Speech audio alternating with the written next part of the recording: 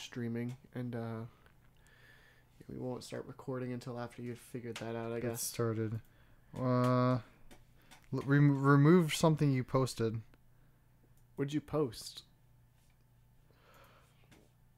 Oh, it was something I said that did sound homophobic, but ended with me saying something about, oh, my boyfriend was a total faggot. Oh. He was never able to live as God intended. That's what I said. Because it was it was a post where someone was like, "Oh, don't we all hate gay people?" And I said, "Yeah, I hate gay people. You know, little faggots. You know." And I said that. And I feel like they're completely removed from the context that you are in fact gay. Well, I literally say in the post, "Oh, I was saying like my boyfriend was a total faggot." You know. Well, I think like that's an automated mod that usually looks at it. Like no human being actually probably looked at that. But then again, like okay, yeah.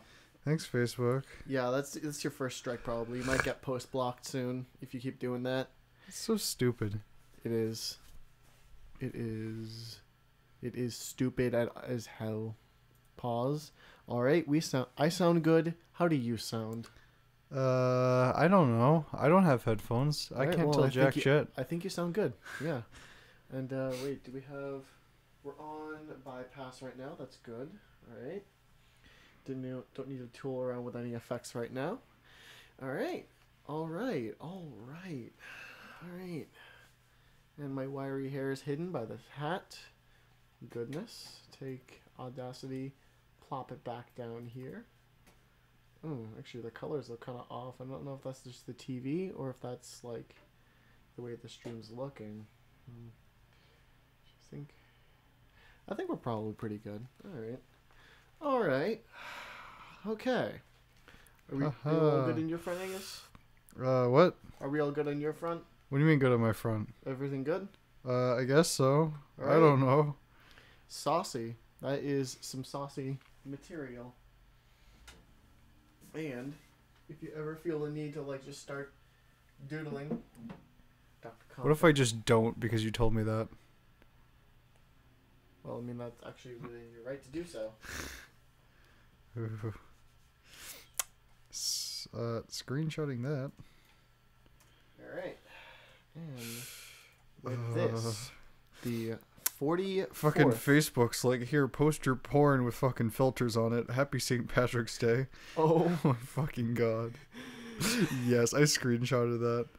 That's amazing. Yeah. That's terrible. I love that. But alright, so with that all said and done, the 44th episode of Rockland Rebel Radio will begin recording in 5, 4, 3, 2, 1.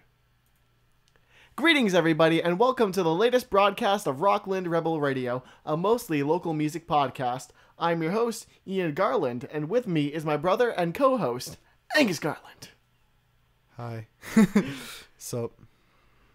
That was just like the quietest thing on this. I'm looking at the waveforms, and you were just like, hi. Hi.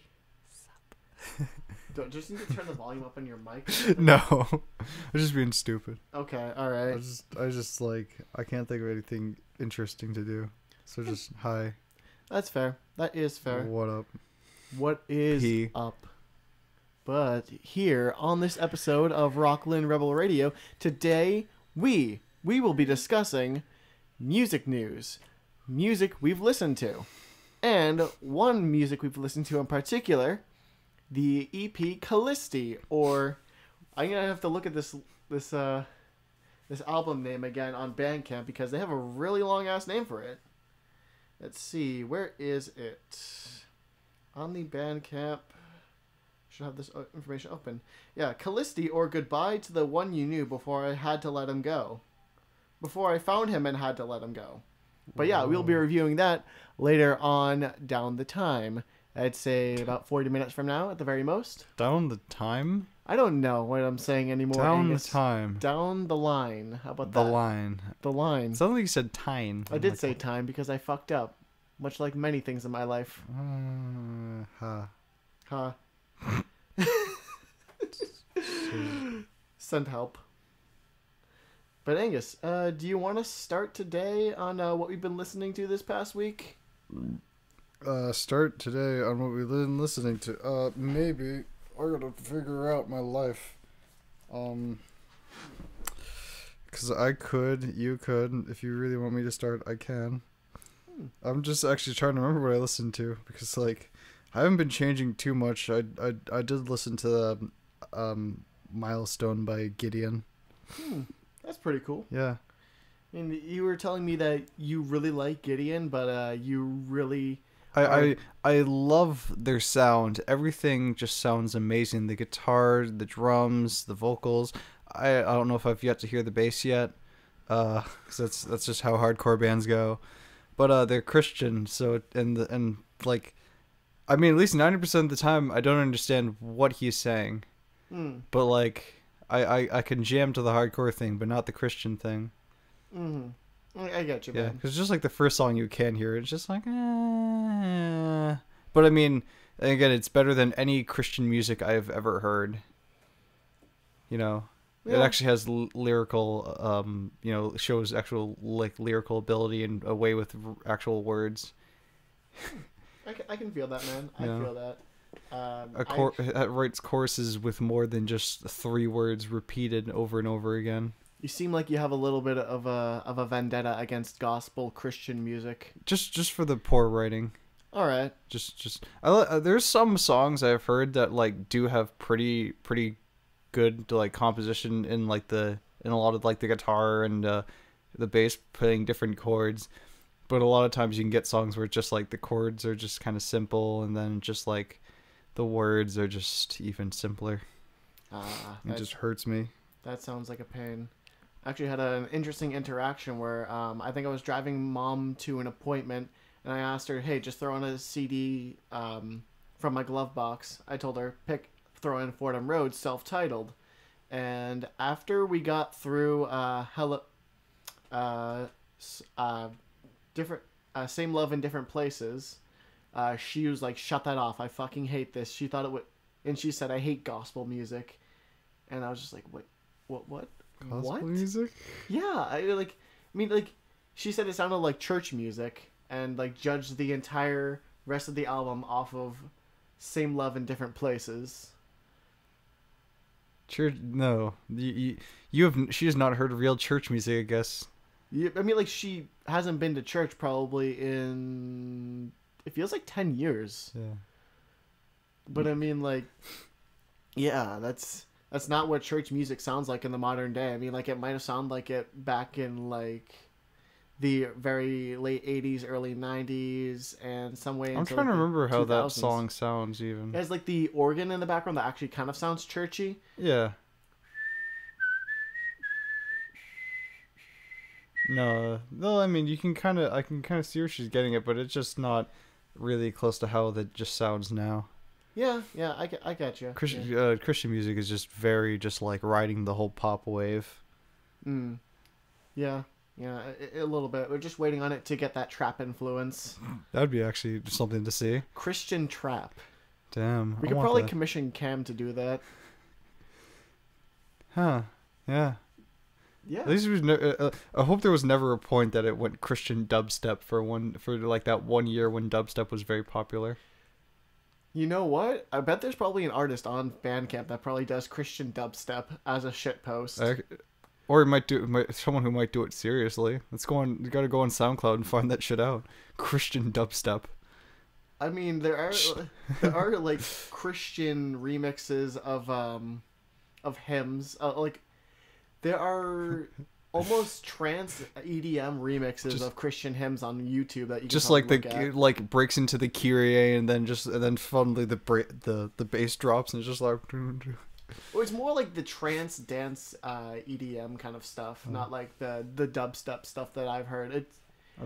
I've heard a weird one where they remix "Our God Is an Awesome God" with like this silky smooth like. I want people to do like almost watery trance. I want people to do the same thing like people were doing with the Harry Potter, like Oh, that would be terrible. I want that. Just like it's just like the just fucking straight up like some Gregorian chant bullshit of just the masses, and just like suddenly just like bass drops and like. I think this is your worst idea to date. I like it. Needs to happen now. Yeah. But is there anything interesting you've had about Gideon to say? Nothing really. It's just that I don't know. I mean, I think they should be an example for all Christian musicians. Is that you can do more than just straight up the poppy, like alternative-y kind of music. You can do something else. You know, follow by example. Get your go to your local churches. Talk to your pastors. And get your worship group some hardcore vocalists and like Marshall 4x12s and like Mesa boogie like shit. I get you. Yeah. Just don't be Skillet. What? Don't be Skillet. Skillet's like a Christian metal-ish kind of band. They're like hard rock. They're okay, but they're basically kind of up there with like 3 Days Grace and all those butt rock bands. No, don't be like that. Be like Hatebreed. All right, yeah, that's a message out there. But on my front, I listened to something kind of interesting today. So on Friday, Man Mountain, well-known indie rock post-rock band, released their debut full-length. What was it called again? Infinity Mirror. Yes, Infinity Mirror. And I've been spinning that a little bit. You heard a little bit of it when, I think it was yesterday when we were moving your amp and whatnot. It was a really good listen, and definitely the record that I got from them is beautiful. It's a nice smoky, clear gray. You've seen that. It looks beautiful. Like, the record itself, yeah. it definitely matches the visuals. I mean, I'll show you here, people. This is what it looks like. It is very nice, very pretty. It's got a nice artwork to it. It's beautiful. But yeah, it's 6 tracks, 40 minutes long. And yeah, it just has these nice rises, these nice like dips where the instruments all create this nice atmosphere. It's really nice. It's kind of just reminiscent of like the ambient times that Godspeed You Black Emperor kind of worked through. Just any sort of ambient post-rock that you might have heard. Like, yeah, it's just some really good stuff. There's some really nice guitar tones because they just run through shitloads of effect pedals and whatnot, getting a nice shoegaze sound to it. Also just want to kind of give a shout out to Spartan Records with the pre-order for the LP. I ended up getting their previous EP. I can't remember what it was called off the top of my head, but it was really nice. And they also gave me a download option for the full-length album when it officially dropped. And they offered the 3 options: MP3 at 320 kilobytes, FLAC, and ALAC. ALAC being the Apple FLAC alternative. Yeah. It was pretty cool because like most websites, when they offer like these digital downloads for albums and they're not Bandcamp, they usually say like, oh yeah, get the MP3. Like, no, I want it in FLAC, or maybe even just straight WAVs so that I can enjoy everything unfiltered and uncensored. Well, not really uncensored, but like without any sort of audio artifacting. Just, bitch, send me the actual project files from like Reaper. Yes, send me the OGGs. I want to mix and master and change everything about it. Imagine that's where the future goes, is where people just start sending the actual project files and selling project files instead of WAVs just to like get ahead of it. I would actually laugh my ass off a little bit. Just like the purest form. And then eventually to the point where it's like you have to actually buy someone to come to your house to perform the music live. That would be stupid. Why would you say something like that? Because it's just how the progression of things are going. Fair. Just love it.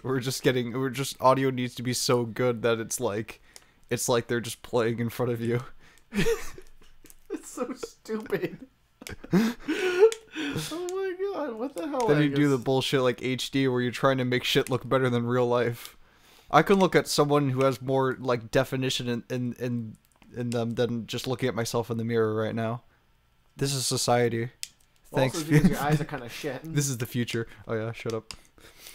I'll fucking, I'll take. Glasses are coming off. The eyeballs are coming out. Get the spoon. I'll fight you without these eyes. I don't care. I don't need to see shit. Oh, Jesus Christ. But yeah, so... Anyone's watching this, I'll fight you. Don't test me. I will fight you and I'll fight your dad. But I respect your mother. Oh my God. Unless you have two dads, then I'll fight both of them once. But this is just, hey, like, dudes who are doing pre-orders for bands, you should definitely look into just offering more options of downloading the digital album when you're like selling the records or the tapes. I don't even think I ever really want to offer MP3 swabs and be like, if you can't listen to it, well, you suck. Well, I mean, like, say if you're selling someone a tape of like one of your releases, you should probably release like at least a download code with it, just so that they have a version of like listening to it on like their MP3s and MP3 devices and whatnot. You want to live in the Stone Age? You live in the Stone Age. Here's just like sell. Can we do more things like that with art, with like old school shit? Like can I chisel artwork into a rock and sell it to people as vintage? I mean, if you really wanted to. I mean, I'm asking the real questions here. Yeah, you are asking the real questions. You could take art in that direction if you wanted to. Just like carry like pick up like a 10-pound stone. It's like, here you go. No, well, it's more like 30 pounds. Yeah, 30 pounds. Here's the 30-pound stone. I carved a weird gay animal person into it. $100 flat right now. Oh, Jesus Christ. They're just carrying it around. Imagine someone carrying it around a convention center like, I just bought this, like, just like they're just sweating profusely and they're just tired, but they just haven't got back to their room yet. They're just too committed to this. They can't even take the elevator because the artwork like brings them over the weight limit. So yeah. Great.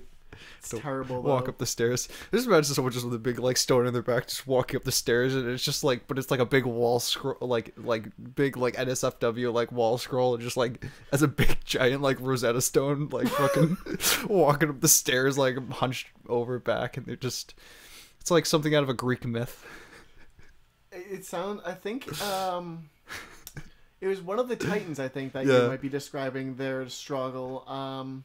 What Titan was it? There was, I can't remember the one who would he had like an actual important word named after him, like but the one he has to push the boulder up every day, and when he gets it to the top, it goes all the way back down. He has to do it again.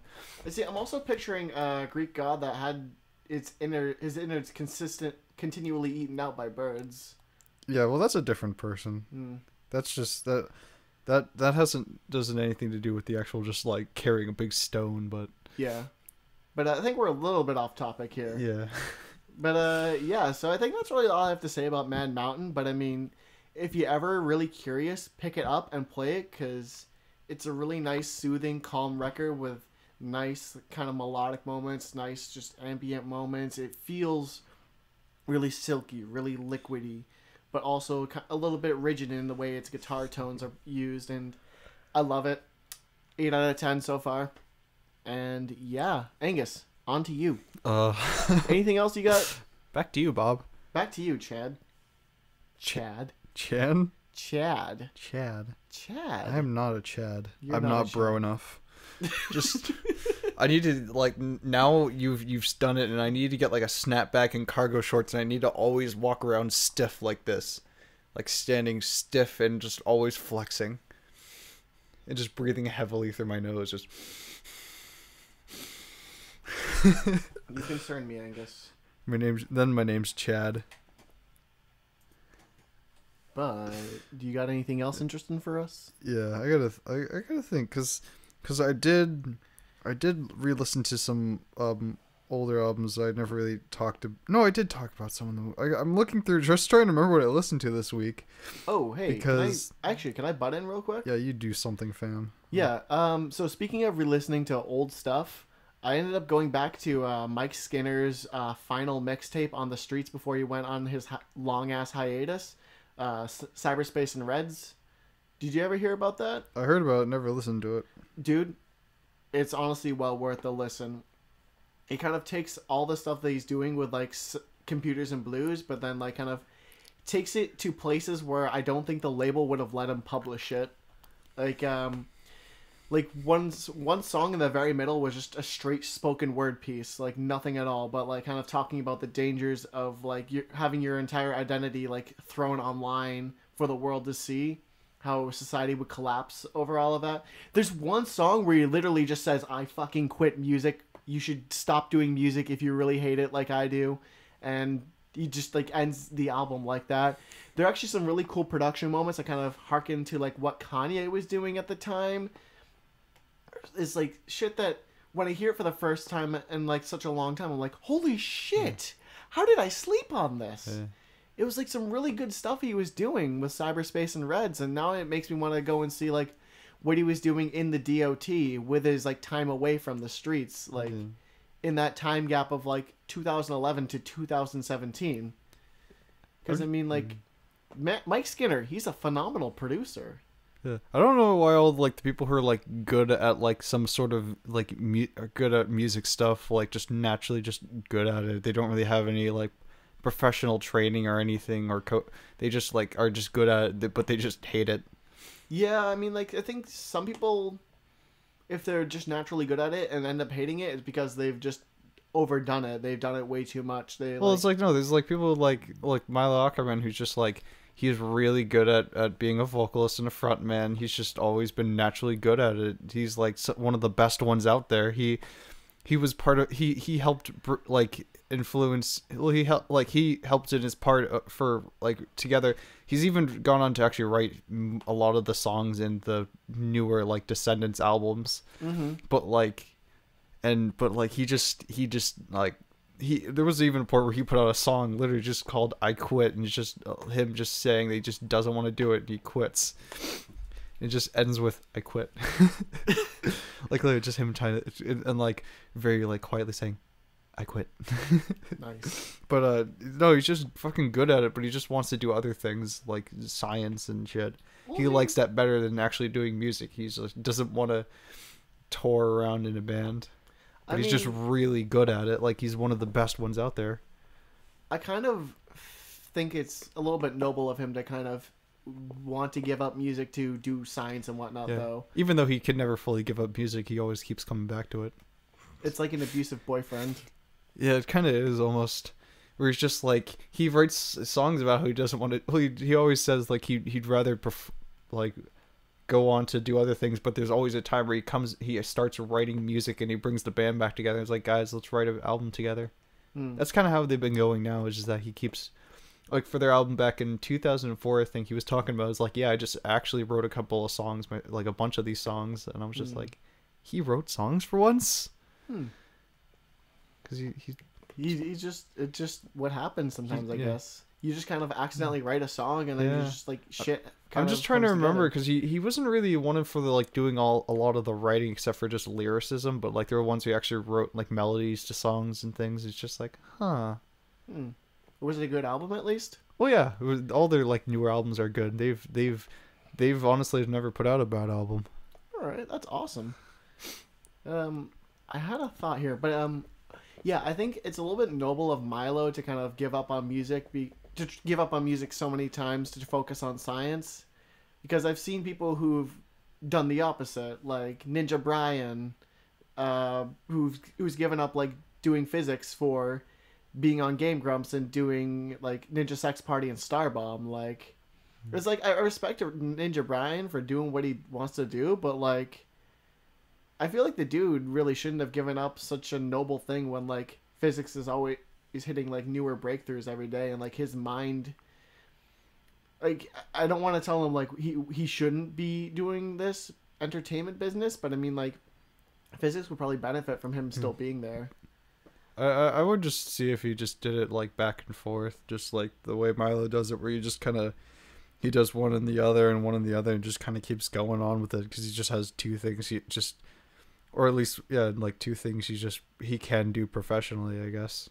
Yeah, it just because physics right now is just very research heavy. You're always going through the different experiments and whatnot, so it's like it's something that he could probably not have really done both full time if he really wanted to. Yeah. Like you would have to pick one. You'd be of a the part-time physicist. part-time physicist. That's weird.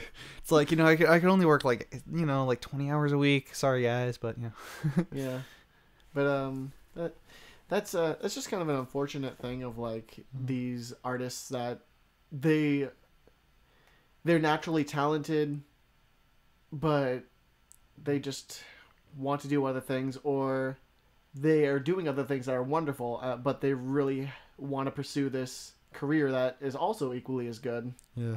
Yeah. But yeah, so did you figure out anything else you listened to this week, man? Well, I'm trying to think. 'Cause I know I did try and it was weird. I grabbed another like Bullet from a Valentine album, but only like listened to it kind of once. Didn't hear all of it. All right. It was like their newer album from 2015. I want to talk about that next week, but like Okay. I did grab that because it sounded interesting. But it made me end up just listening to their Fever again. I was like, fuck, that's not all I was trying to do. But I did re-listen to Utter Disgust a few times this week, which was nice. I kind of revisited Utter Disgust relatively recently too. I've been listening. It's gone on my workout music now. Yeah, Utter Disgust is really good for like the slower, more methodical workouts, like lifting and whatnot. I don't remember which ones, because I think back then I said like Misanthrope and Utter Disgust were like my favorite tracks. But I've totally kind of changed it to like Domain is one of my favorites and Utter Disgust. Yeah, you see it. Domain is wonderful. I just a lot of just really love Domain, especially just for the way it ends on that. Just like that, the low vocals just getting lower and lower as the breakdown continues. I just love like the parts where they're just like they have that duality moment where they're going eating meat so disgusting. It's just like the word where just like it just sounds like he's taking a nasty shit. Just It's so great. Like Damn. that whole song is wonderful. Like it's on. I think I have a few songs on my workout playlist too. Domain being one of them as well, and it's just really fun. It's Lots I of just good shit. I love his lows. They're good. They're very good. Just, Like I wish I had god tier highs and lows like those guys. I mean, I have decent highs, but like the lows are like just. I don't think I could ever really hit like Hive Mind's lows. I can hit Hive Mind lows. I don't want to do it right now, but I use them to practice my lows. I use that in Regime to practice my lows. That's a good bit. Those are good bands to practice your lows too. I do that. It's like, but it's a problem. Like the one lows I want to try to do are like Black Dahlia Murder lows, but those are hard for me. They're Amir and Black Dahlia lows are like the same kind of low. It's just like, it's like it's a lot more work to do them.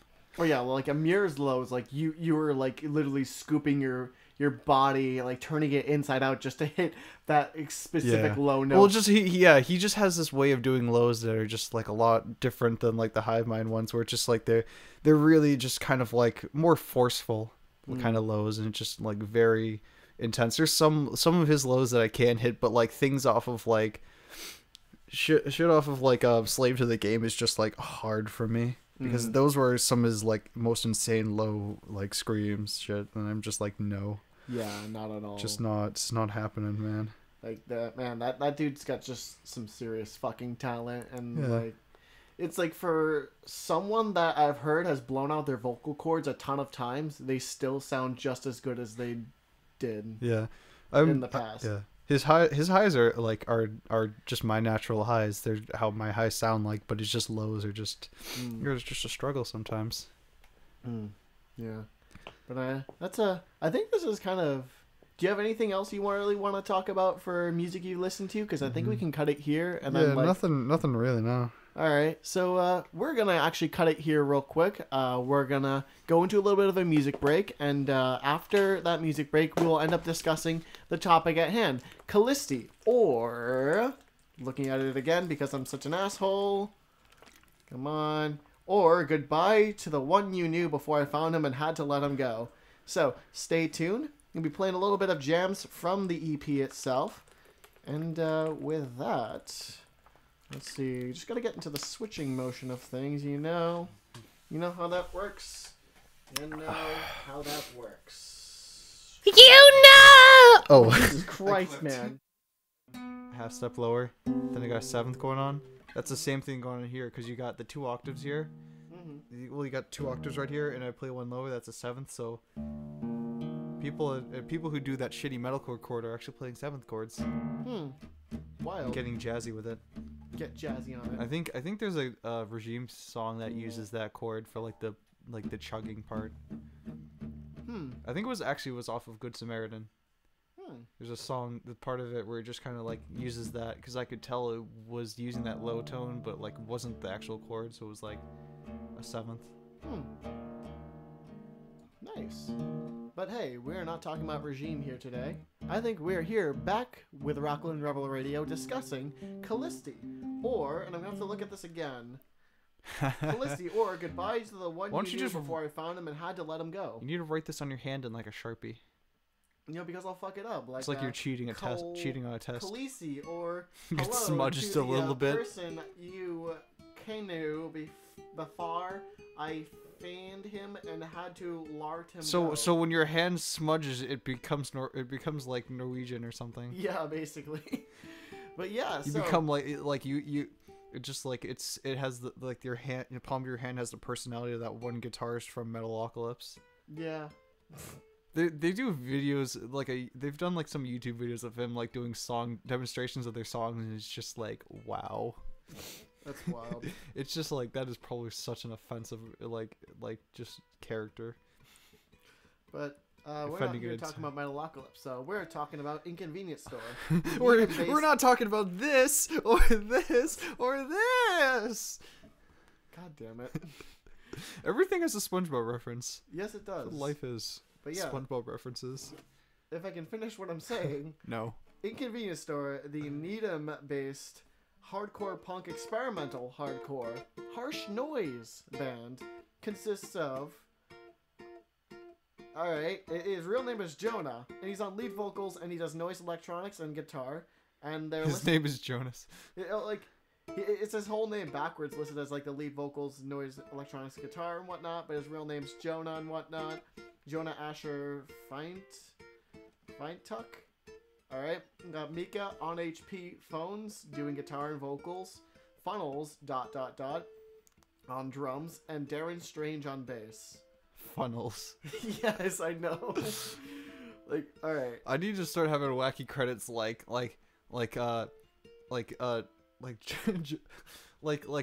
Josh Free playing the funnel cake and on the funnel cake. I mean, after Ouroboros listing their bases as also playing the really good, like it just my friend Jim who brought me back like a McDonald's cheeseburger, you know, while I was like in a bathroom.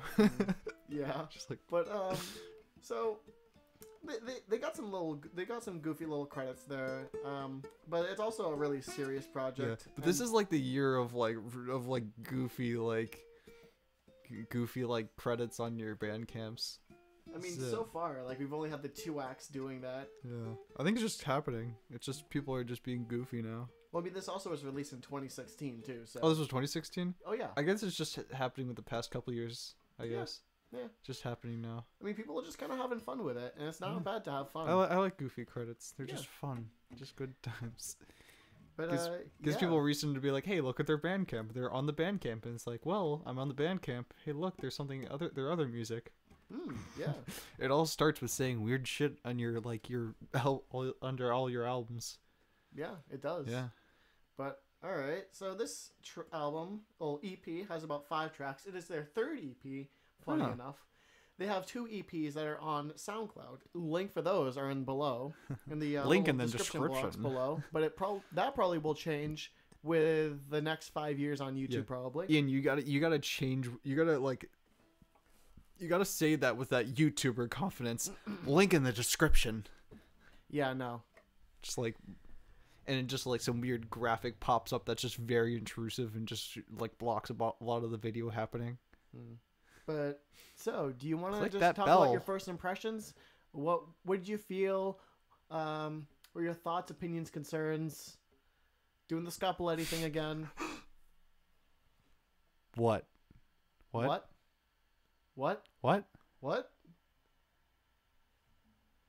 Angus? What? Angus. What? Angus. This is not what I wanted. What were you looking for? No. What? What? What were your thoughts, opinions, concerns What? on the EP? What? What the hell are you doing? That was my thought. Was immediately what?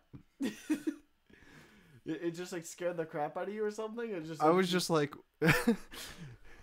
no, it's just I just heard that and I'm like, I like I didn't know what was going on for the first song or what I was listening to. Because I'm gonna be honest, when I heard things about Inconvenience Store, that totally sounds like some sort of rap album. Really? Yeah. Or like some rap group or something like that. That's what I hear. When I heard that, I think that. And then I was hearing the beginning, and I'm like, is this gonna be another like just weird like EDM thing? And it was just like, or just weird electronic shit. And then I heard the band come in, and I'm like, this is just, huh? All right. But was it like a good huh at least? Yeah, it was good, huh? Yeah, that's good. That's good at least. Yeah. Like, Enough to probably clip the audio. But like, by the end of the EP, what did you feel? How Does this make you feel? Yes. Well, you see that all my relationships with my parents was mended, and I finally getting out, getting the fresh air and talking to people, just That's having good. a real life. I'm proud of you, man. No, I liked it, and it was actually I after like getting through like getting it like into the middle and the end of the EP, I was just like, I like this, I can vibe with it. Yeah. I was getting a handle on what this was. Yeah, it is a little bit abrasive at first. I should have probably told you that this was a harsh noise / hardcore punk record, like not just. Well, I mean, I'm like I got the gist of it pretty quickly, but it was just like it was. I mean, there's like been weirder things that have caught me off guard. That's fair. Yeah. Yeah. But like I have to say, like my initial experience was at first I met Jonah at the show with Regime and Great American Ghost, and like he told me about his band, and I ended up listening to it. I think it was a couple days later, and when I listened to it, I was kind of in the same space, but it's like I've had experience with noise music too, so it was just kind of adapting to. I mean, I've already listened to like Kiss the Goat. Nothing will surpass that. Nothing will surpass that. And then just feedback hell. Yeah, but that was at least like kind of grounded in like a melodic sense, at least. I'd say like Black Condom was a little bit more grounded in like. Oh yeah, for everything outside of just Kiss the Goat, yeah. Even though I kind of wish there was more shit like the Kiss the Goat part. Like I just wish there was more of that. Yeah. I would listen to entire songs of just bullshit like that. You can probably listen to Merzbow and get that. Listen to what? Merzbow. He's a harsh noise artist and one of the most popular ones out there. Possibly. I know Jonah recommended to me, what was the release? I should also get some like, see if Anal Cunt's on Apple Music. I mean, Anal Cunt's more like gore grind and whatnot. I know, but that's all. But I mean, they're also just the kind of just doing their guitarists literally just. Pulse Demon is the Merzbow album that Jonah recommended to me. Yeah, but anywho, I'm just thinking of listening to just absolute nonsense. But yeah, so Kallisti, or Goodbye to the One You Knew Before I Found Him and Had to Let Him Go. It had some really interesting tracks on it, like The World Needs a New Plague. Like it really vibed. I really vibed with it for its like really rough, noisy, like punk edge. Yeah, like it really. I was getting that. It was like it rips. Moths in a River was really cool too. Yeah. It had like it's slow, kind of methodical, but a little bit depressed too, kind of hardcore slam. And it opened with that noisy bit there. It's like, it's interesting too. Like, I want to hear like what they could do, just unbridled noise too. Like just doing a straight noise record. Yeah, I just like to see them go like harder with the noise bits, or like really experiment more, because I mean, it was like at the beginning it was just like that thing, just that one noise kind of by itself, and it was just like but it actually goes on for a long time but just by itself, and it's just kind of, you already lose the sort of like you've already stopped kind of like wondering what it was and just wondering what's happening next. Mm-hmm. Which I kind of did that after a while. And I was just like, well, that after the first time, that opening just seems a little long and tedious with only one thing happening. I mean, I feel like that could have been. That's like a minor nitpick. It is a minor thing, but I mean, they did do it better where it just ends where it's a lot louder and then it gets into the song. It's just like, and then there's more other weird noises happening in the background. Yeah. I mean, like I'd like to see more weird feedback stuff, or more or just like more weird feedback that's just a lot more intense, like doing the thing like how Utter Disgust opens with just like a lot of different people like saying utter disgust, but a lot of these nasty harsh filters on their voices, like just harsh noise in the background too, like and just all that like space. Multiple noises and filling up, because that's what it was. It wasn't filling up the space a lot of the times, and I was just kind of wish there would be more things underlying it, just going in and out. I think it kind of like hit like what you were desiring though in Death to Eardrums, at least, with like that explosive harsh noise sound. They did a bit. I'd say that after that one I had no complaint with. I'm like, that is exactly what I needed from that, and I'll move on with my life.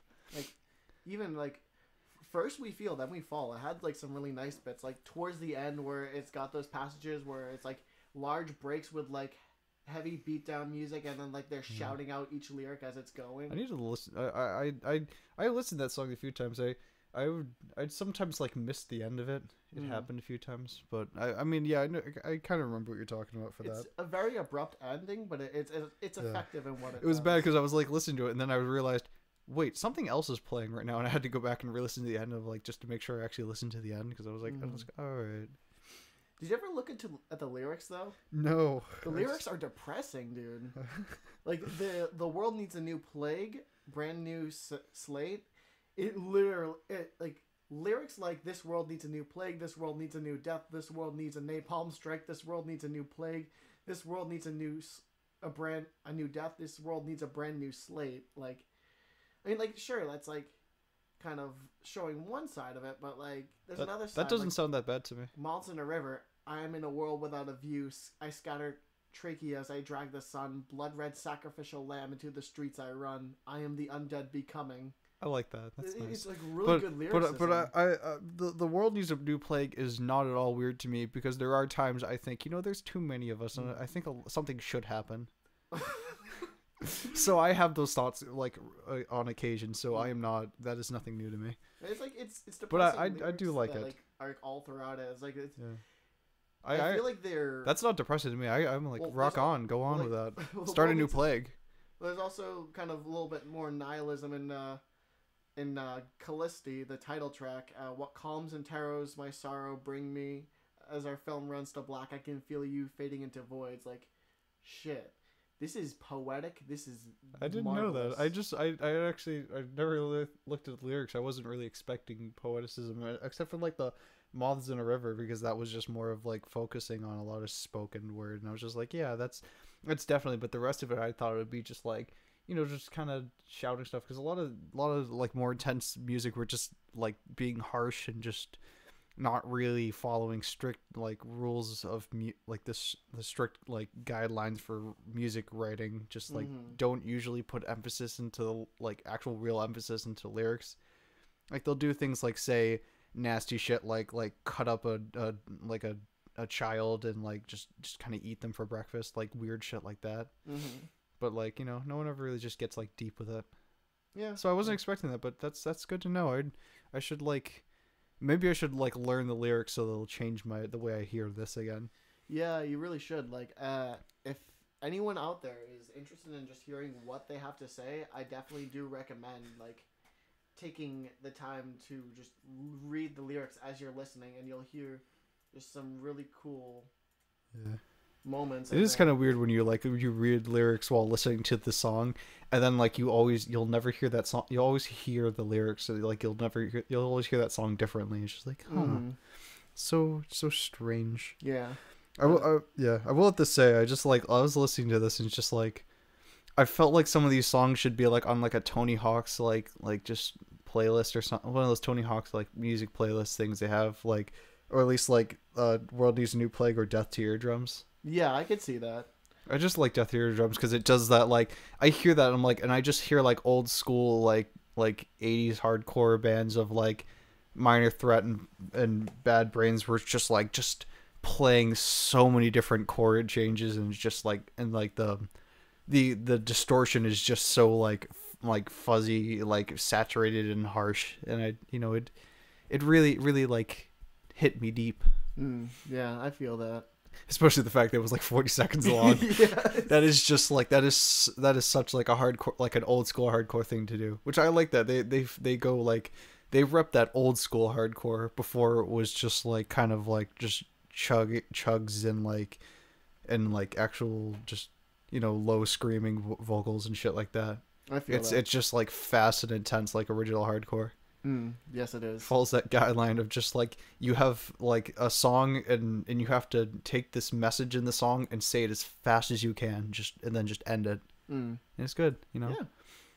But are there any like final thoughts that you have about it? Any like major things? Yeah, I just had two more thoughts of just like one thing. I like a lot of the varying song time, like just the varied times of the songs, length of songs. That just I love shit like that, because I hate when everyone just has to make an album and they always make each song to have to be like fill a certain amount of time. Like all these songs need to be 3 minutes long, and like have these certain things, because when you can like end a song in like 40 seconds or end a song in like a minute 30 seconds, it means that like it's just like you know how to actually like make a complete thought in a song and not have to like extend it or make it a certain thing. It just kind of says like that you just can like you can make that complete thought that you wanted in that song just and going on with it, and just like and that kind of it shows you can some good ability to write music.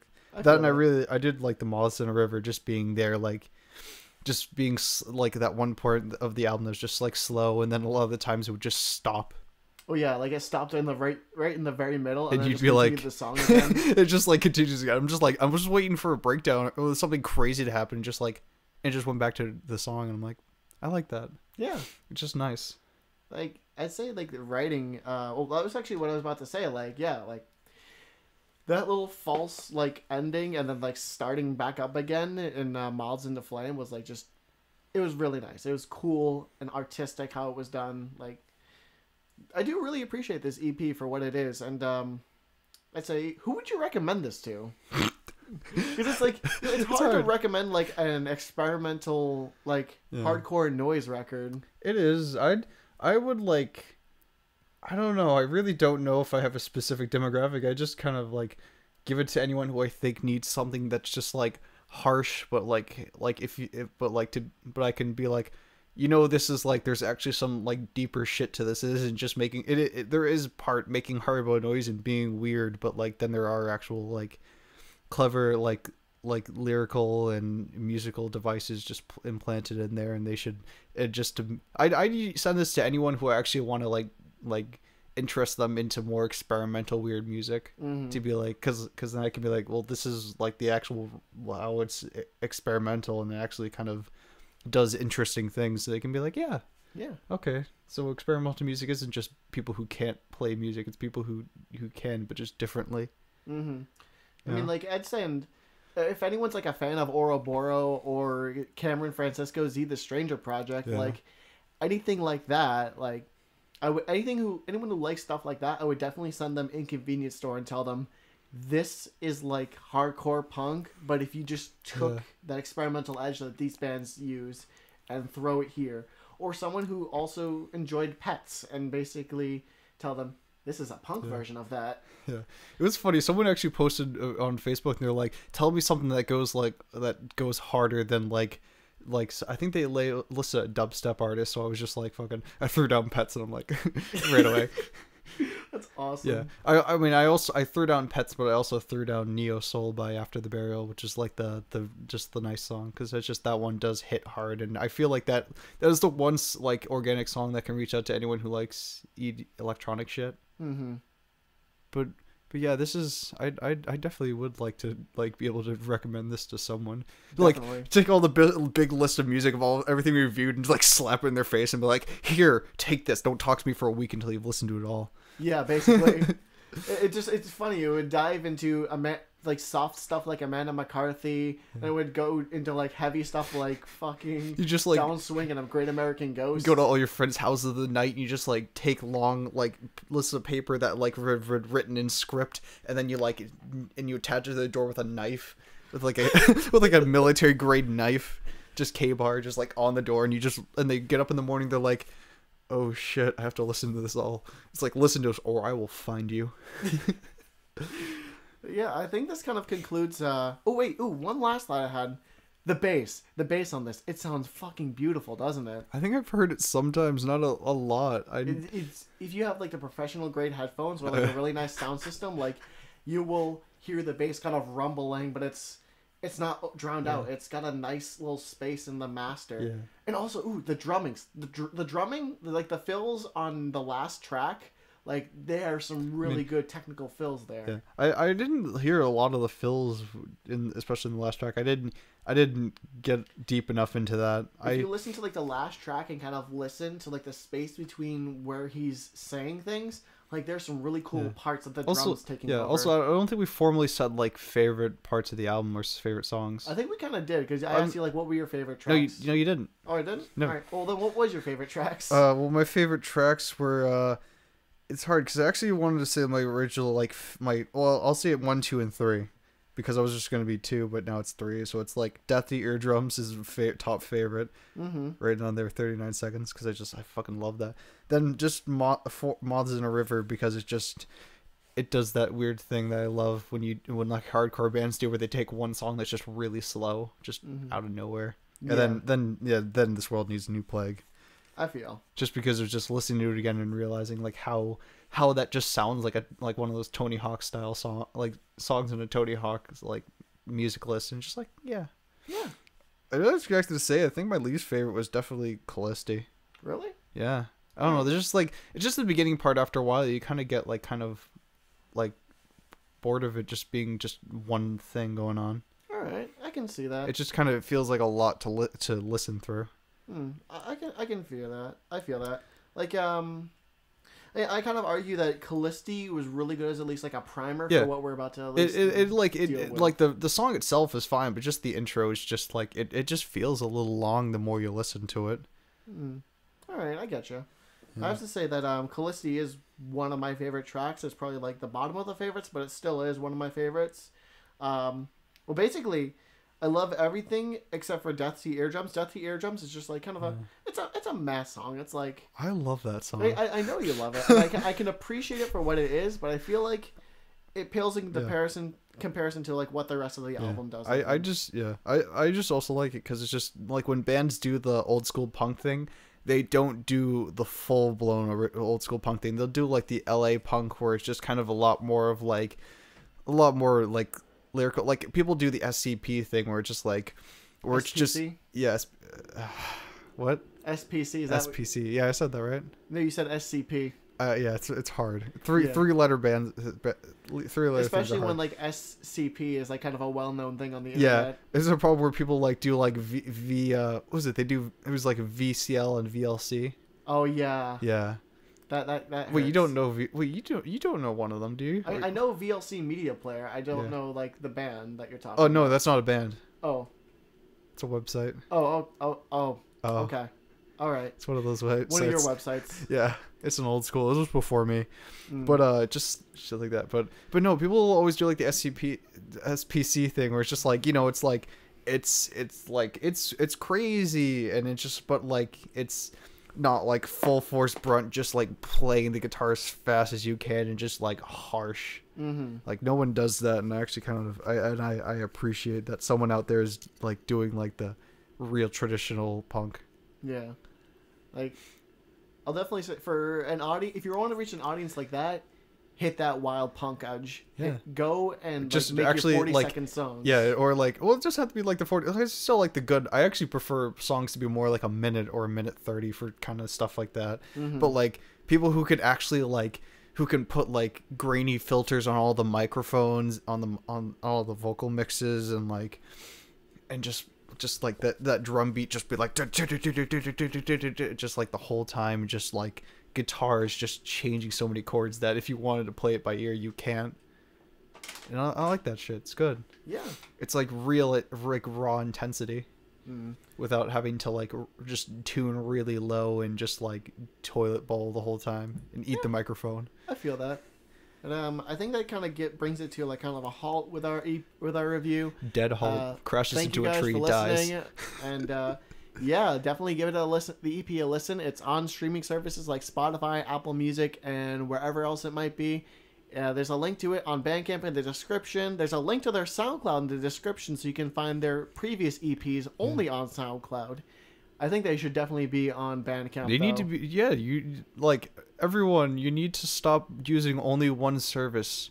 I mean, actually, I honestly am thinking I should probably get a SoundCloud open for when I do things for people who are weird and use SoundCloud over Bandcamp. Because Bandcamp's a lot better than SoundCloud, I would say. It's got its purposes. Yeah. But yeah, so find the SoundCloud in the description. Also, buy one of their last remaining t-shirts. Buy a sticker. They're on Bandcamp in the merch section. I think I linked them. And yeah, we'll be right back with some music news. Yeah. After we take another music break, we're going to be listening to some other things. Shout out to that viewer count that looks like one of the waveform through a fuzz pedal. Yeah. Yeah. Shout out to that. Yeah. I mean, yeah. Someone in there cannot make up their mind whether they want to watch us or not. Jonah, I know you're probably listening right now. You did an awesome job, and I can't wait to hear what's coming down the line. They got new music coming soon too. Ooh. Do they have a Twitter? I don't know if they have a Twitter. You should, if they I don't know if they have a Twitter, but they should totally get it so I can follow that Twitter and share things to whoever looks at our Twitter. But yeah, so we are transitioning, and we'll be right back in a couple of minutes. I don't know. My doctor didn't tell me I can do that yet.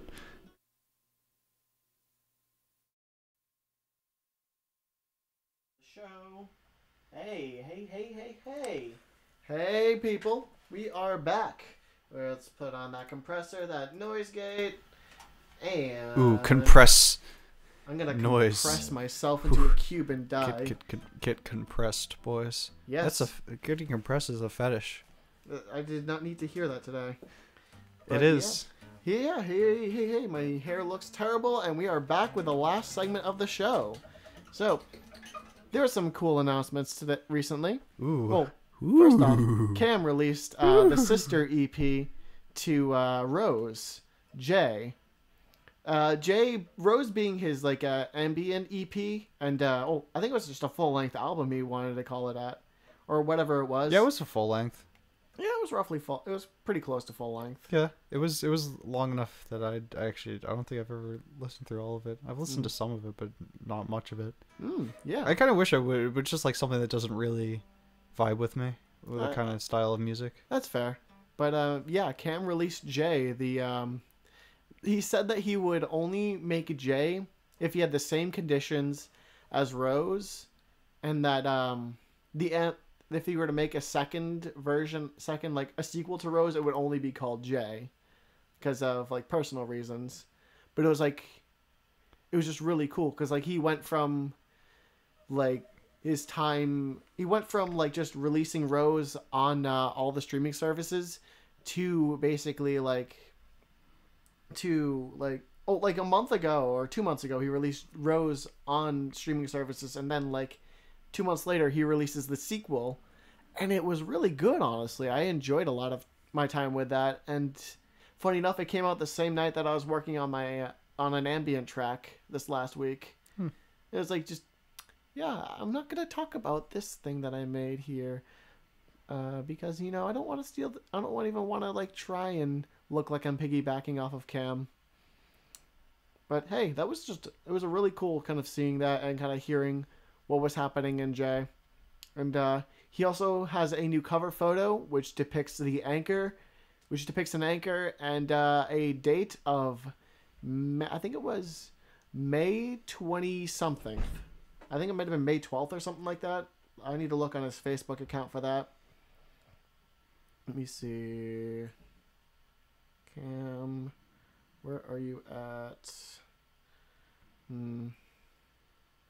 Oh, it was there a moment ago. It was on the Z the Stranger page or something.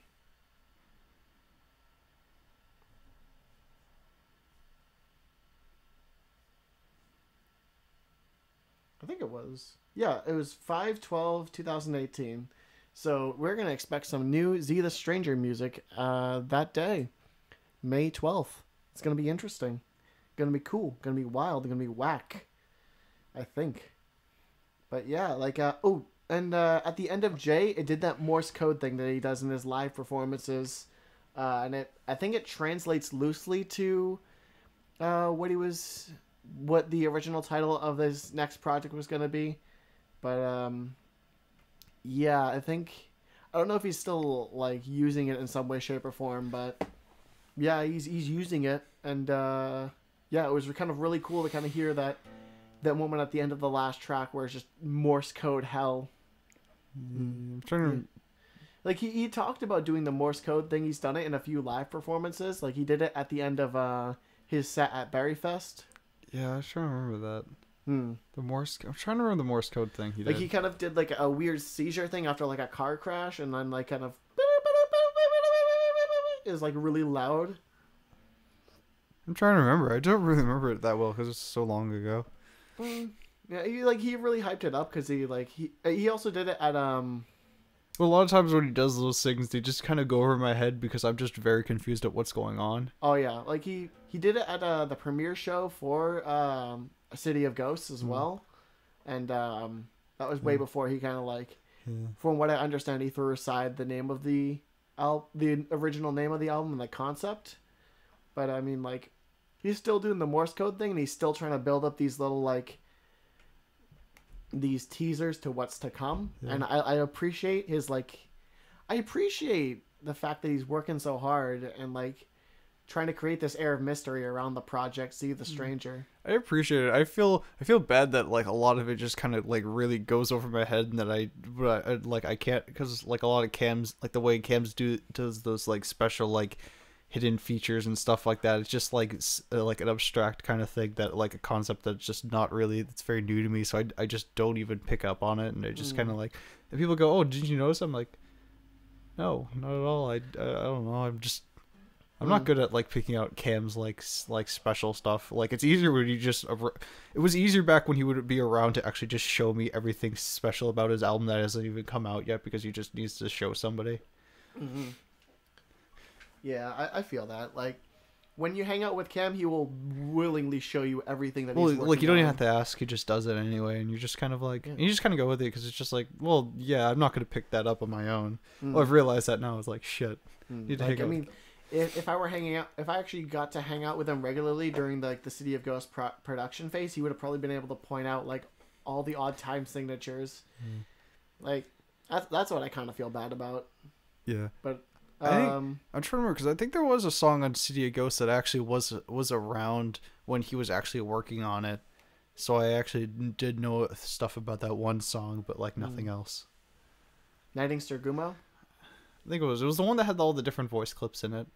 That might have been Nighting. Yeah. I was there when he was out of my house. Yeah, I was there when he was working on that song and like actually like getting all the audio clips into the song. That was cool. Yeah.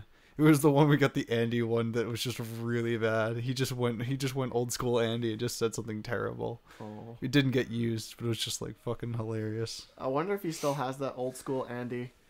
What? No, it wasn't old school. Oh, Andy has that old school. I wonder if like Cam still has that recording of old school Andy. Recording of old school Andy. Like that recording of Andy going back to old school and like saying terrible things. That's what I mean. Yeah, he might have that still. I think he just probably still has them just somewhere randomly on his computer. Just in case he ever feels like he can use it somehow. He has like he has a bunch of like random stuff that he has on his computer that's just left over from shit. Like he's definitely not someone who actually cleans up his his desktop or anything. Or purges shit. Are you throwing shade?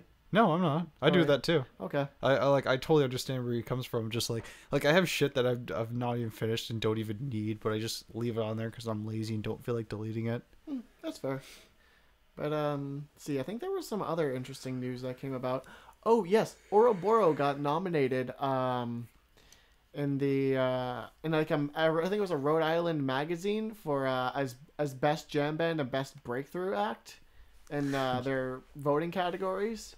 So that's really cool. Like, That's nice. if you can go to Ouroboros Facebook page and find that information there.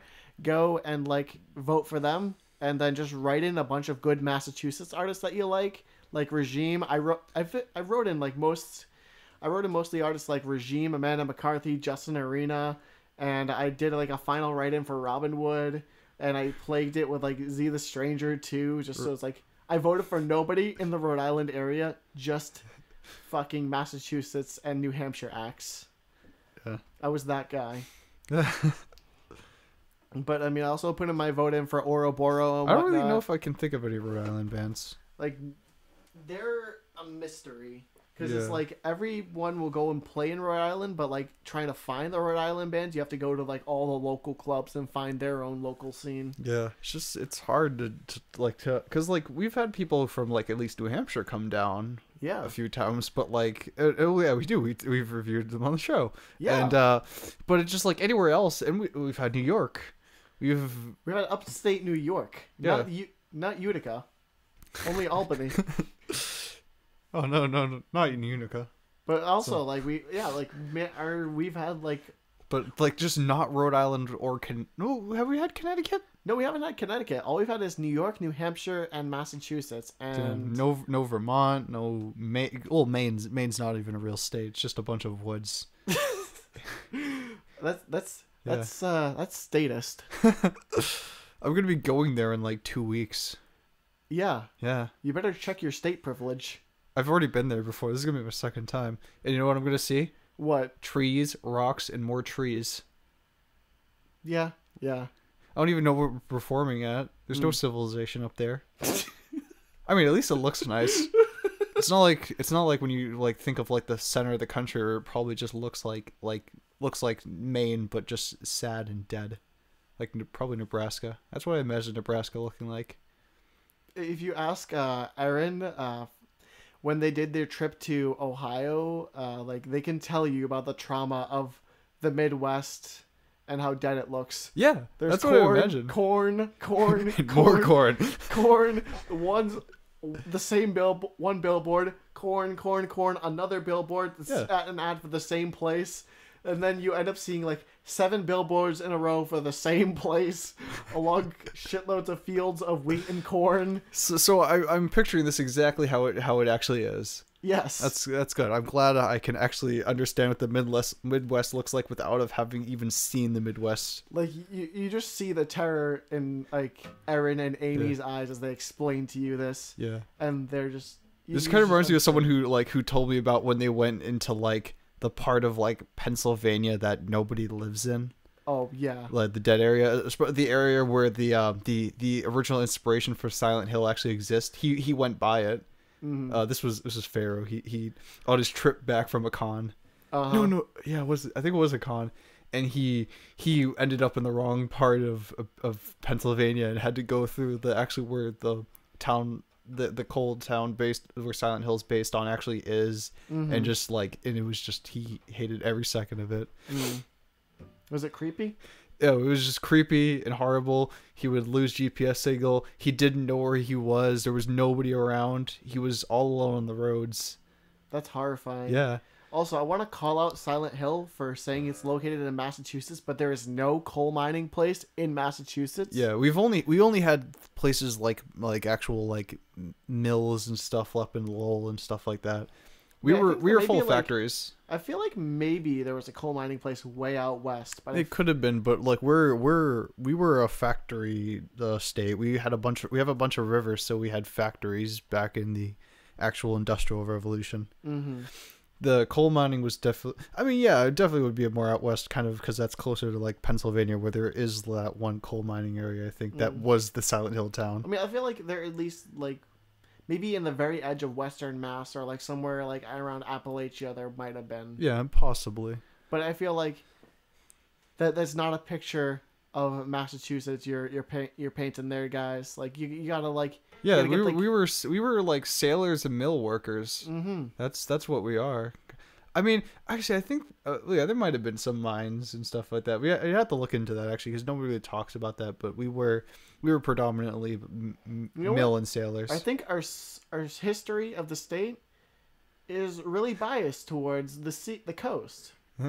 We should fix that. We need a rights group. We need to get rid of the ocean. We need to push it away, and then become more like the Midwest, boring and dead. Okay, hold on.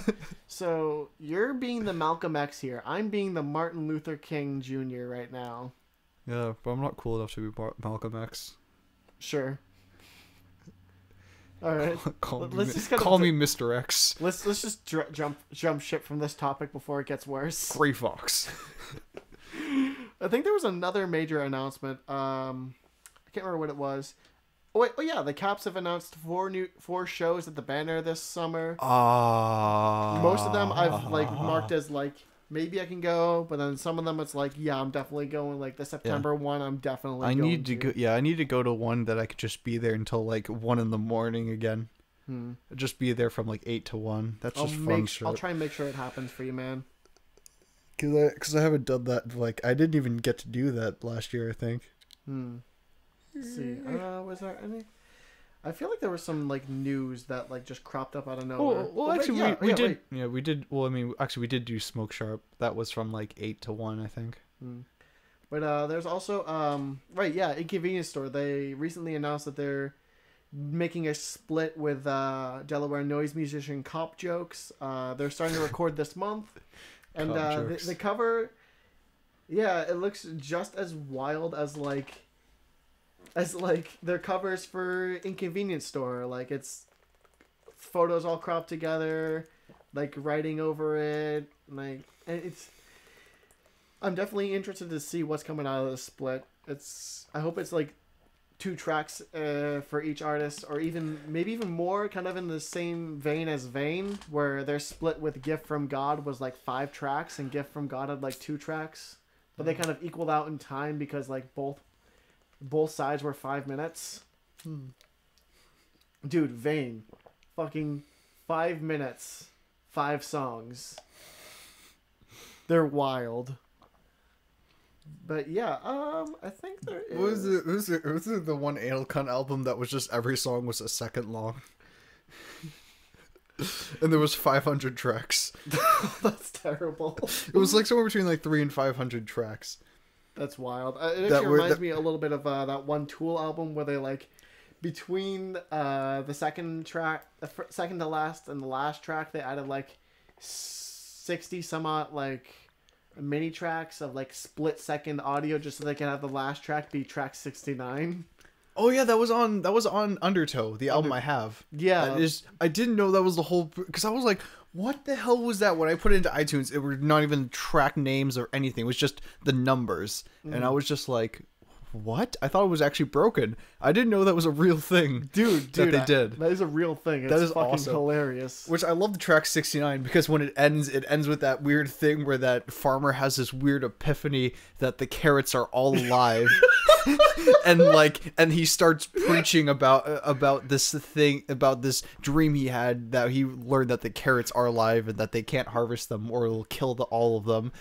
And he would have dreams that it was just the carrots screaming, and then the farther he got into his speech, there would be in the mixture of people clapping or applauding, there would also be other sheep just kind of making just noises, sheep noises.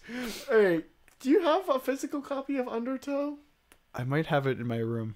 I need to burn that and listen to it. Because it's just, I love the way they did that. And then I think at the end of the album, it's just at the end of 69, it's just it's just a lot of quiet silence and crickets chirping for 3 to 5 minutes, and then it's just someone talking about how they were standing out in the field looking at a car, and the end was I got back into my ditch, and they were just talking about just having a normal life of being in a field and just sleeping in a ditch or something like that. It was so weird. That's track 69. It was just fucked up. Shit. Why is this not on Apple Music? Why? Because Tool has the clout. They have the clout that they don't have to put anything on. Oh yeah, after stuff like Schism or whatever, fucking yeah, they don't need. They have ultimate clout. Yeah, they're not old school Tool when they were just they probably seem like cool dudes. They've clouted to the max. Clouded to the max. I have that recorded. Yeah. I have that recorded now. They've clouded to the max, but without a single drop of Fiji water. True. Yeah. You never know. Maynard may be an aficionado of Fiji water. Don't be baptized in Fiji water. That happened. Church of Slim Jesus. All the holy water is Fiji water.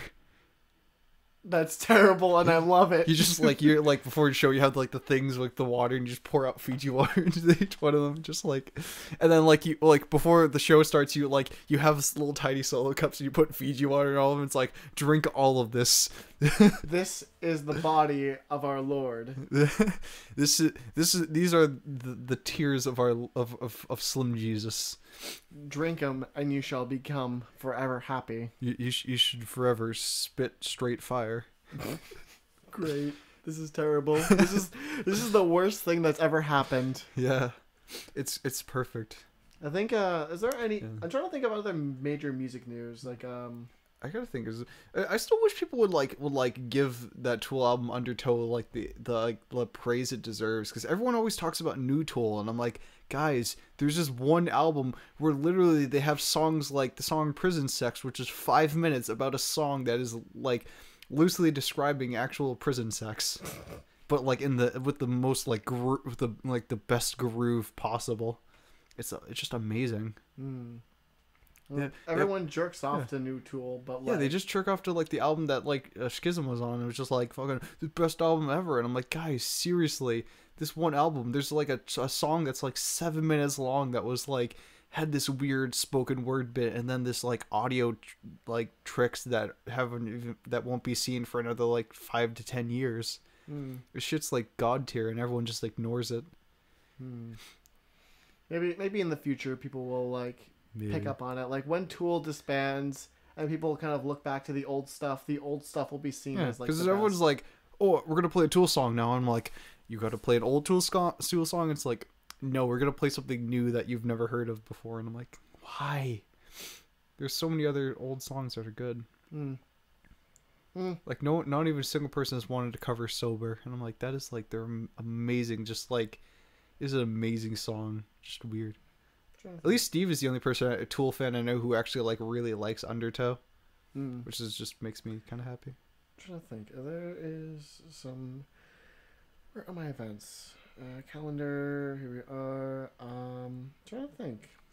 Where are the events here? We got the Spring Banger on Saturday. We got that's coming up with Spidera and Justin Arena and Mick and Kunda.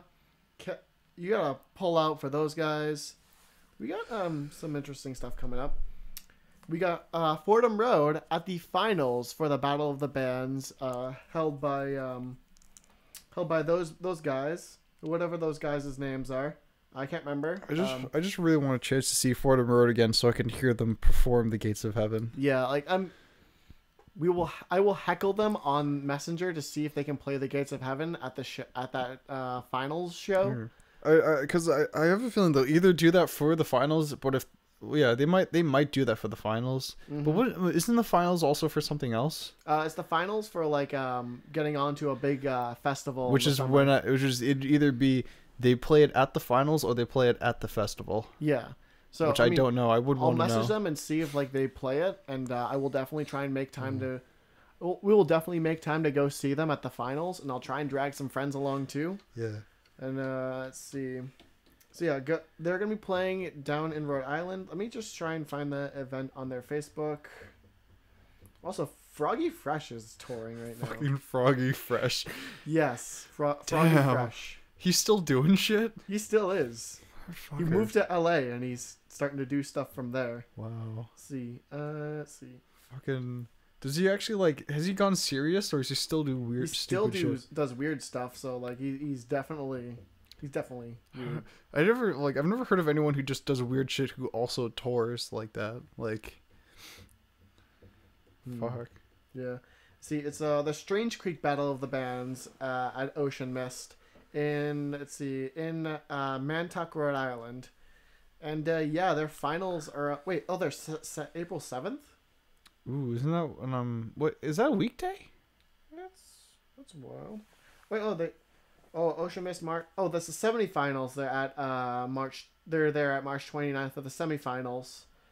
And yeah, like. Oh wait. Oh, it's an over 21 thing. It is. I guess so. That makes me really sad. Like, I would love to drag you to that. Maybe I can work something out with the guys. Maybe they can try and get you in. Maybe. But yeah, I mean, like, they're also doing a little cool giveaway. If you're going and supporting Fordham Road, and you bring people with you, everyone who drives brings at least one. And let me get the thought off my head. Everyone who drives and brings at least one other person with them will get a free copy of both our album and our EP, as well as a signed poster from us. Everyone who catches a ride with one of the drivers gets a free sticker. So, carpool, bring your friends, and enjoy and cheer on Fordham Road. And, hey, just enjoy. Like, they're, like, probably one of the best indie rock bands in the state. Oh, in New Hampshire, I'd say. And in New England, I'd say they're pretty much up there with, like, some of the big ones. Well, some of my favorites, at least. Like, yeah. Yeah. A A lot of people keep talking to me. lot of people keep talking to you. Yeah. Dude, man, like, you need to tell them, like, chill, I'm on a podcast. Yeah, I would. But then it's like these are people who I can say weird things to, so I just start saying weird things to. All right, fine. I have to. There's sometimes I have to just be weird at someone. Mm-hmm. It's serving the community and the Alright. justice Just to the keep- world, Just keep telling yourself and that. getting real close to the microphone like this. You peaked the audio, you asshole. Fuck. But yeah, let's see. That's a thing that's happening. If you aren't going to Knocked Loose that Friday, you should definitely be going to see Fordham Road. Also, I heard that Hatebreed's playing that same day, so please, like, if you can make the time, go and see Fordham Road and cheer them on. Caps is also playing the 7th at Smoke Shop Barbecue. Wait, I'm trying to. Knock Loose was doing that tour with Terror, weren't they? Yeah.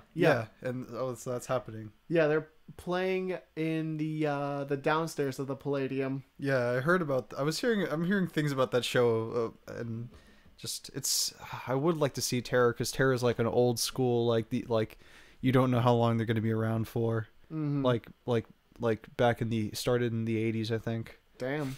We've also got an interesting show later on in that month. I think, yeah, that following week we got Grand Entrance and Hello Tortoise opening at Patterson Creations. That's Friday, April 13th. Keep an eye out and going to that, dudes, because that shit is great. You'll never see a stacked lineup like that. Grand Entrance and, like, Hello Tortoise. Like a South Shore band and like a Midwest Mast band, like sometimes that's hard to come by, unless you're like got those hardcore shows where everyone's coming from everywhere. But yeah, Patterson gets like some good acts, man. We've also got, let's see, Musical Madness at Starlight. That's Influenza, Bring Out Your Dead, Universe number 122, Hello Tortoise, and Lucky number 9. That's a cool show. That's a cool ass show. Oh, wait. Oh, yeah, I forgot. H2O's playing at Middle East in April 21st, dude. Wait, what? H2O. They're playing at the Middle East. Huh. Yeah. April Fuck. 21st. I want, but I'm gone. That's that weekend. Is that your con? Yes, that's the last weekend, right? Fuck. I'm gone. Actually, wait, maybe. No, actually, the last weekend is April 27th. Oh, actually, I'm trying to remember if it was the 27th. It's like in the 20s. It's either that weekend or the weekend after. I can't remember anymore. See, we've also got a bunch of actually cool shows on in that weekend, the 27th. We got Killer Cortez between 3 and 4 and Hello Tortoise at Starlight on Friday. We've got Actor Observer, Valley Heart, No Hope, No Harm, and Funeral Attire playing at the Sonia. Funeral Attire opening for all those guys. Go support. They're good dudes.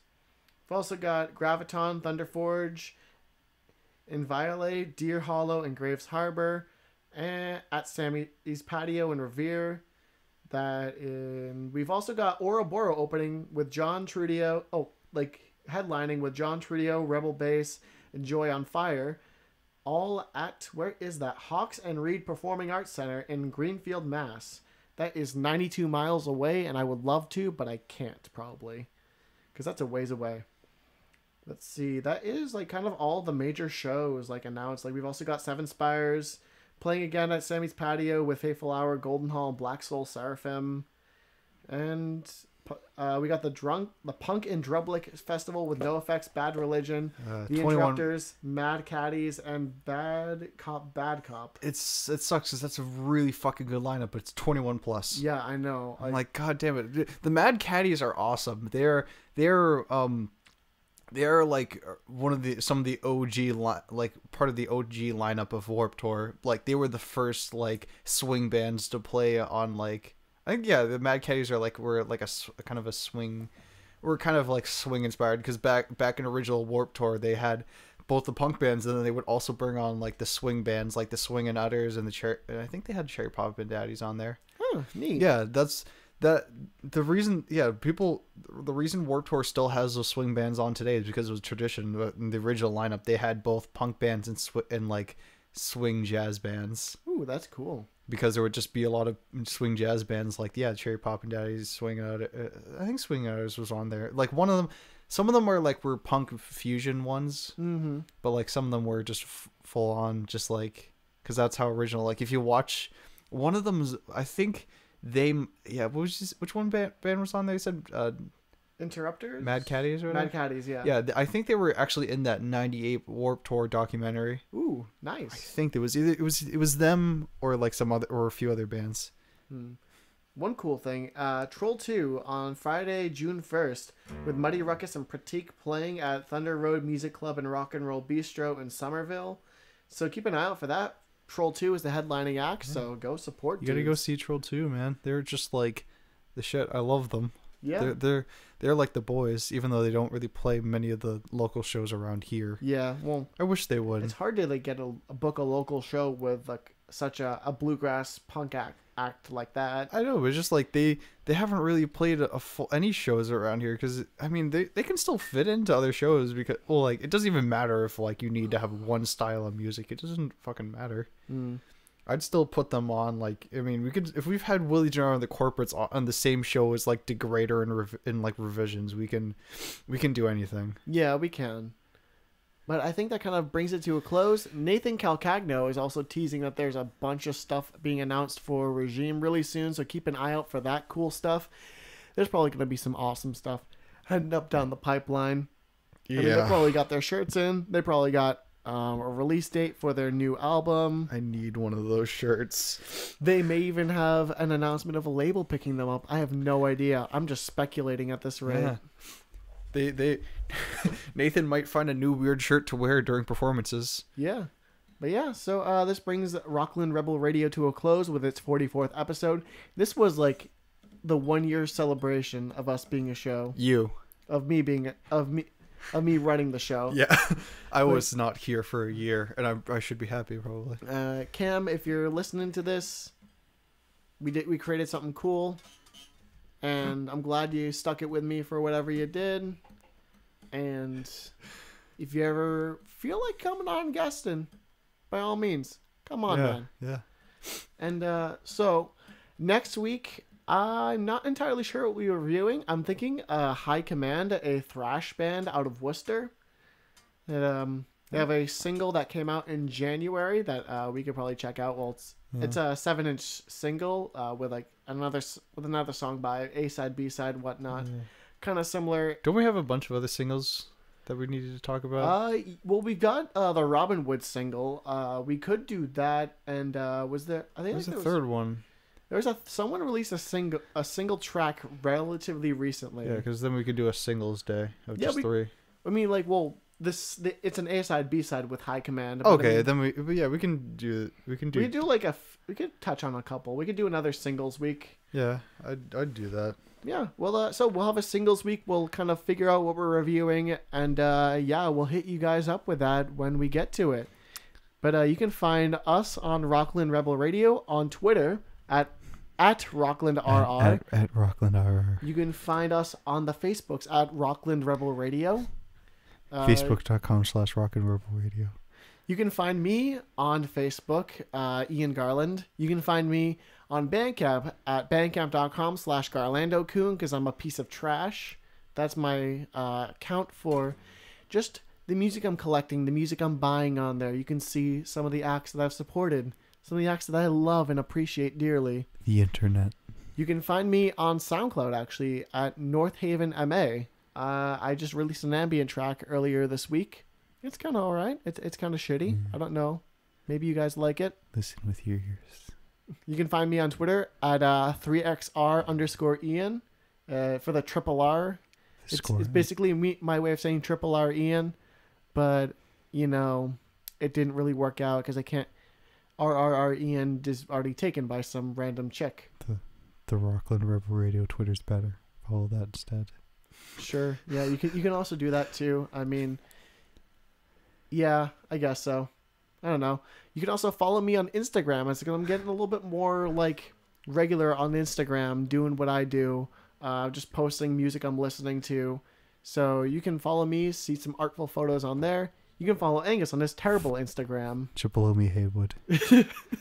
Chipolomi _Haywood. Yeah, you can find him on there. Chipolomi spelled kind of like... I should spell it more like baloney. Sure. Just give me a link later so that I can like put it in there. My God. But I don't know if you want to link my Instagram. Maybe if you feel like... I just put out the name Jubilobi Haywood, and if anyone could actually spell it right and find it, then you've earned the right to see my Instagram. All right, but yeah, I think this is just about does it. So we'll see you next week at 7 p.m. on Sunday. YouTube.com/lives_Rockland River or whatever that says. Bullshit, I can't read that. I have just glasses. That's just our live dashboard. You can find us on YouTube at bit.ly/Rockland Rebel Radio. I just want to read things quietly in a whispered voice. And yeah, get up close to the mic without the pop filter. Thank you for listening, guys, and we'll see you next week. Bye.